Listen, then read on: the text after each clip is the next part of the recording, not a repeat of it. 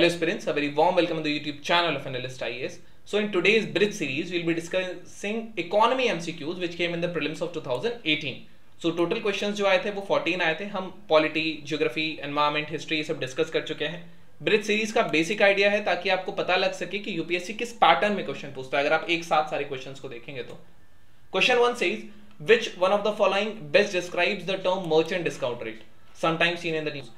The incentive given by the bank to a merchant for accepting payments through debit card pertaining to that bank, the amount paid by banks to their customers when they use debit cards for financial transactions for purchasing goods and services, the charge to a merchant by a bank for accepting in payments from his customers through banks' debit cards, the incentive given by the government to merchants for promoting digital payments by their customer through point of sale machines and debit cards. Pause the video, try to attempt. Now let's see the answer. So your correct answer to this is C is your correct answer. Merchant discount rate actually आप ऐसे इसको समझ सकते हैं कि अगर एक card swipe किया है किसी ने किसी मर्चेंट की शॉप पर, तो जो बैंक है वो ₹1 मर्चेंट डिस्काउंट रेट काट लेगा, 99 चला जाएगा मर्चेंट को. एंड ये जो 1 में से इसमें 3 शेयर होते हैं. एक तो जो कार्ड इशूइंग बैंक है कस्टमर का, payment network for example RuPay, visa या मास्टर कार्ड या जो भी उसमें है, और वो बैंक जिसने वो पीओएस मशीन प्रोवाइड कराई है. सो यहाँ वो ₹1 3 जगह बढ़ जाता है. So this is how it is. So merchant discount rate ज्यादातर इसीलिए आप देखेंगे कि जो मर्चेंट्स होते हैं ये कार्ड से पेमेंट नहीं मांगते हैं, बट इसके बाद गवर्नमेंट ने इनिशिएटिव्स लिए, पैसे देना शुरू किए, डायरेक्ट ट्रांसफर हुआ इन सब में. So those are other reform. So answer is C. Second question, consider the following statements. The Official Responsibility and Budget Management Review Committee has recommended a debt of GDP ratio of 60% for the general government by 2023, comprising 40% of the central government and 20% for states. The central government has domestic liabilities of 21% of GDP as compared to that of war of GDP of the two states, state two governments. TO, this is. As per the Constitution of India, it is mandatory for a state to take the central government's consent for raising any loan to if the former owns by any outstanding liabilities to the latter. Which of the above statements are correct? Pause the video, try to answer. Now let's see the answer. So your correct answer to this is C is your correct answer, which is 1 and 3. So statement first says this FRBM review panel has recommended the criteria for debt as the parameter for official responsibility, the central share being 40% and the state being 20%. Also in the terms of domestic liabilities, figures are actually reverse. These are domestic, not official liabilities. So this is 49 and 21%. Statement third says, according to the article 293, a state may not, without consent of the government of India, raise any loan if there is still outstanding any part of loan which has been made to the state by the government of India or by its predecessor government, or in respect of which a guarantee has been given by the government of India or its predecessor government. So your statement is 1-3. Question third, consider the following statements. The quantity of imported edible oils is more than the domestic production of the edible oils in the last 5 years. Government does not impose any customs duty on all the imported edible oils, a special case. Which of the above two statements is correct? Pause the video, try to answer. Now let's see the answer. So your correct answer to this is A is your correct answer. As statement 1, India imports about 14 to 15 million tons of edible oil annually to meet our domestic demand. At present, the import duty on the crude soybean is 3%, crude sunflower is this and this. So we are importing, this is correct, and it does not impose, this is incorrect statement, it imposes duty on these. So statement first. Question 4, which one of the following links all the ATMs of India? Indian Bank Association, National Security Depository Limited, National Payments Corporation of India, Reserve Bank of India. Pause the video, try to answer. Now let's see the answer. So the correct answer to this is C. This National Financial Switch is the largest network which is shared along these automated teller machines, and it has been developed by, it works under this National Payment Corporation of India. So your correct answer to this is C. Remember, the network is National Financial Switch for ATM networks. Question 5.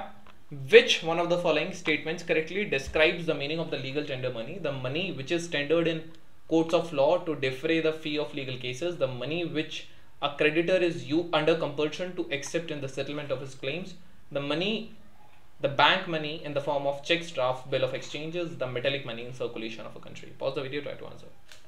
Now let's see the answer. So correct answer to this is legal tender money. The option is B is your correct. It is any official medium of payment recognized by the law that can be used to extinguish a public or a private debt or meet a financial obligation.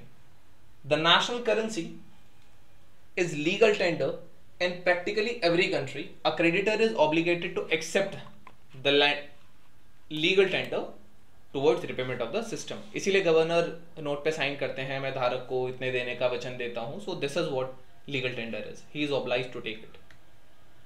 Question 6. If a commodity is provided free to the public by the government, then the opportunity cost is zero. The opportunity cost is ignored. The opportunity cost is transferred from the customers of the product to the tax-paying public. The opportunity cost is transferred from the customers of the product to the government. Pause the video, try to answer. Now let's see the answer. So correct answer to this is C.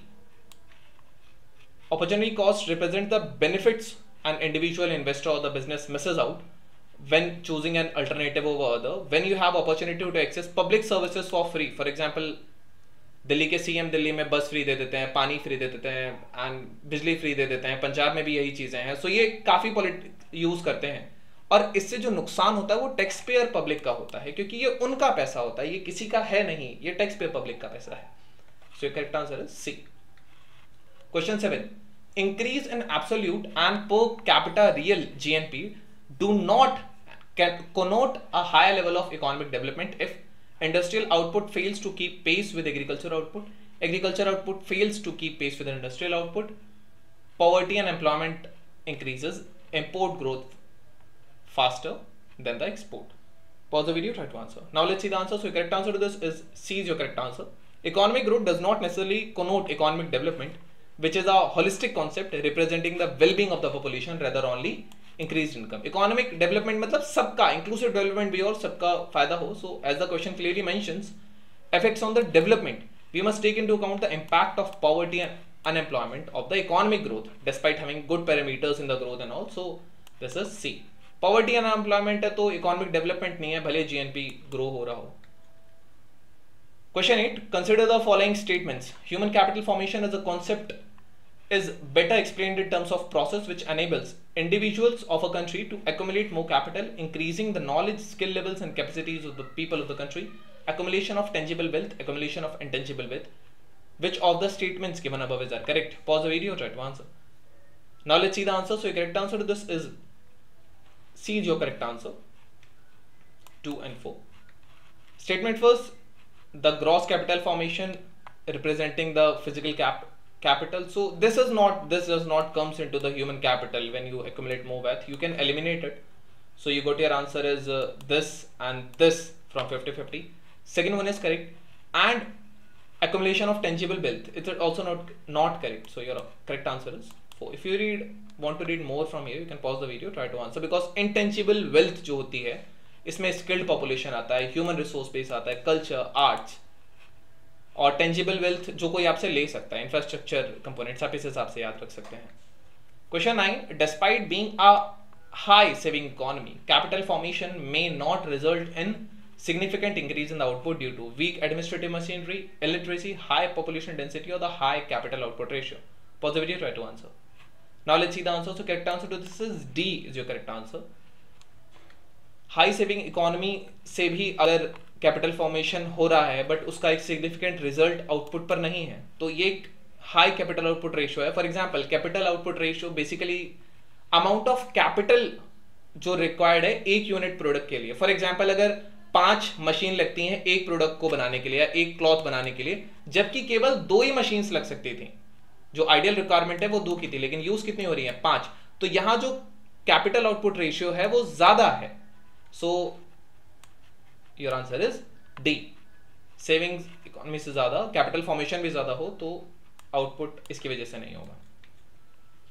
अगर question 10 देखें, consider the following statements, the Reserve Bank of India manages and services Government of India securities, but not any state government securities. Treasury bills are issued by the Government of India. There are no treasury bills issued by the state governments. Treasury bills offered are issued at a discount from the par value. Which of the statements given above is correct? Pause the video, try to answer. Now let's see the answer. So correct answer to this is C is your correct answer. 2 and 3. This is correct. Treasury bill के government देती है और state government नहीं देती है, और treasury bill जो par value होती है उसके डिस्काउंट रेट पर दिए जाते हैं, इसीलिए उनमें बेनिफिट होता है. And first statement is your wrong statement. ये दोनों की ही सिक्योरिटीज हैंडल करता है, state and government, but treasury bill केवल गवर्नमेंट ऑफ इंडिया के, यूनियन के, स्टेट के नहीं. So your correct answer is C. If you want to read more about it, you can pause the video, you can read it from here. Question 11. Consider the following statements. Capital adequacy ratio is the amount that the banks have to maintain in the form of their own funds to offset any loss that banks incur if account holders fail to repay dues. CR is decided by the individual bank. Which of the statements given is correct? Pause the video, try to answer. Now let's see the answer. So your correct answer to this is A is your correct answer. Capital to adequacy ratio is the ratio that the bank's capital relation to the risk weighted assets ratio, इसको CRAR भी कहा जाता था. ये Basel 3 norm से related है.